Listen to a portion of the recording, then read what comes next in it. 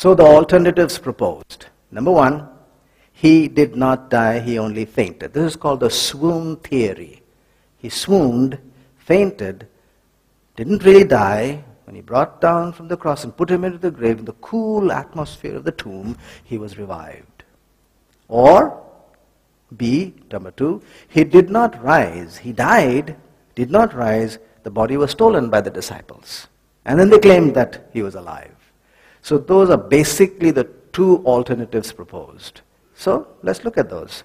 Look at the record, look at these alternatives, and see if it does stand any scrutiny. He did not die.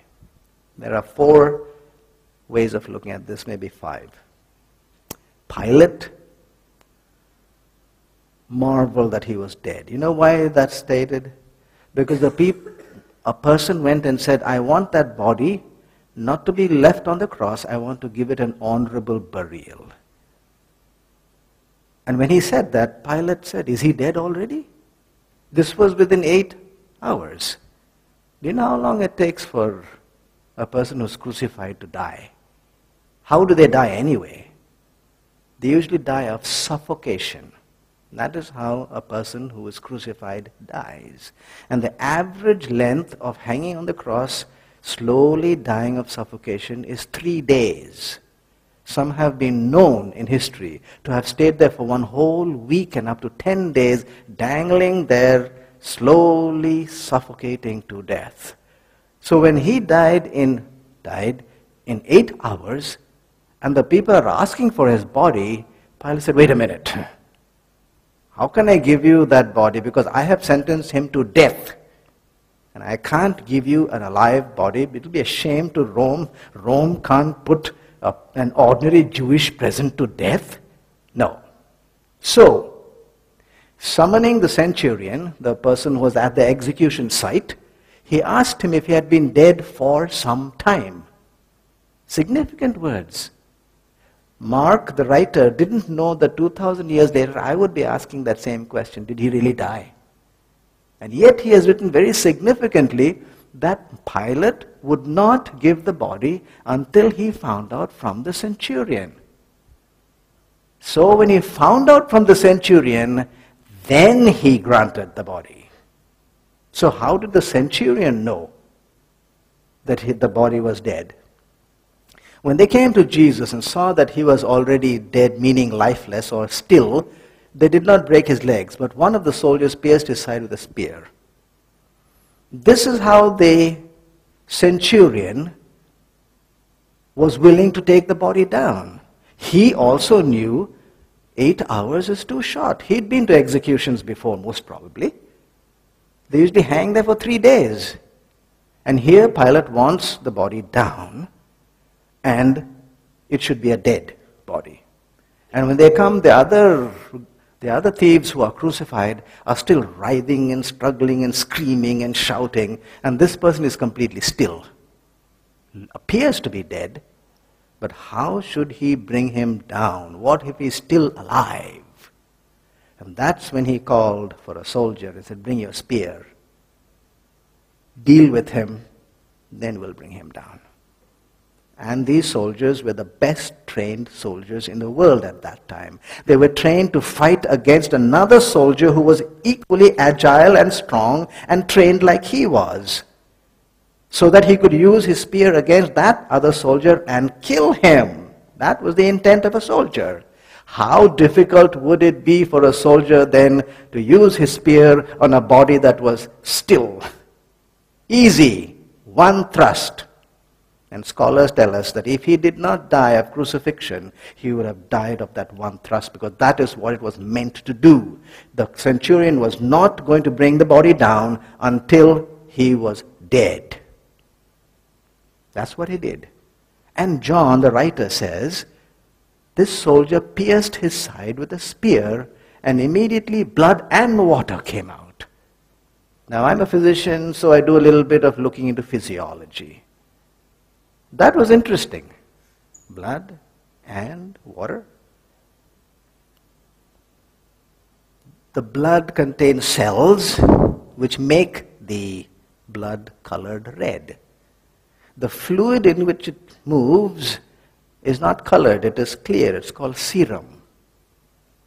And the only way you can have both is if the blood has remained still for some time. And then the cells will gradually settle down and leave the top part clear, serum. The doctors do order sometimes a test known as erythrocyte sedimentation rate. I've ordered it.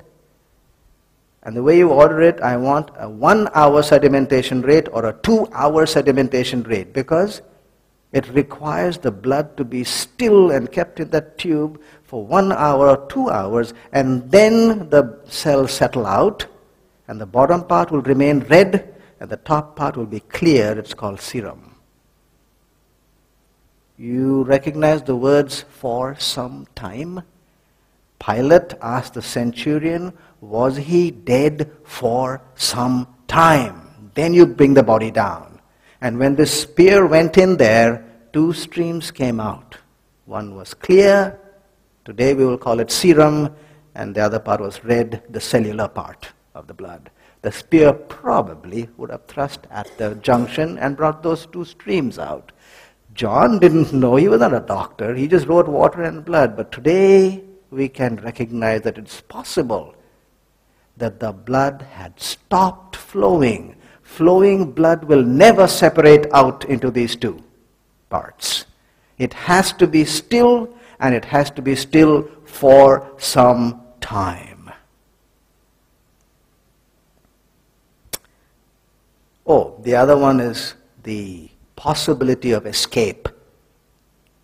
So we are saying he was put in there in a fainted condition, didn't really die, but he got up and went out of the tomb.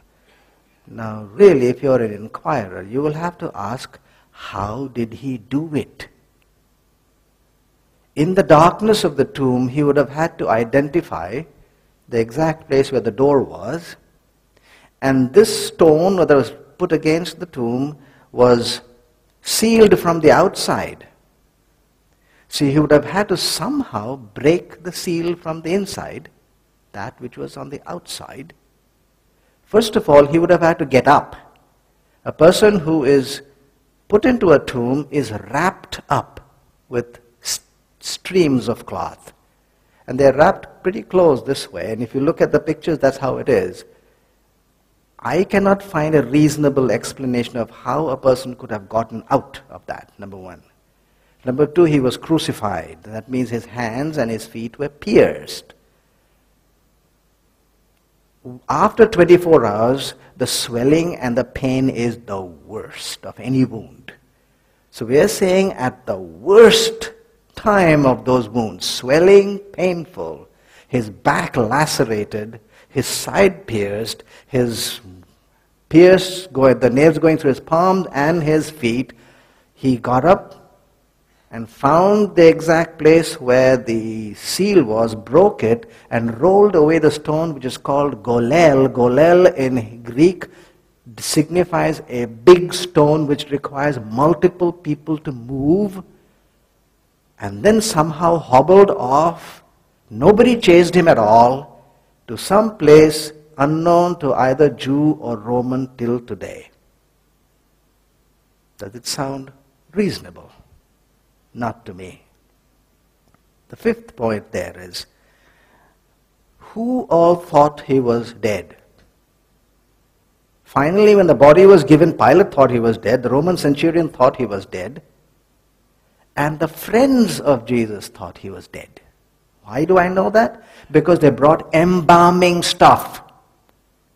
Embalming stuff will get into the tissues and keep it preserved. And the process of keeping it preserved is in death. If you use embalming stuff to a person who is alive, you will kill him. So if the friends of Jesus used embalming stuff on him, then even the friends of Jesus thought he was dead. There was no chance of resuscitation or bringing him back. So if the enemies and the friends of Jesus thought he was dead, I today, 2,000 years later, have no reason to think that he was alive. So for all these reasons, I think the most reasonable conclusion is that he was dead when he was brought down from the cross.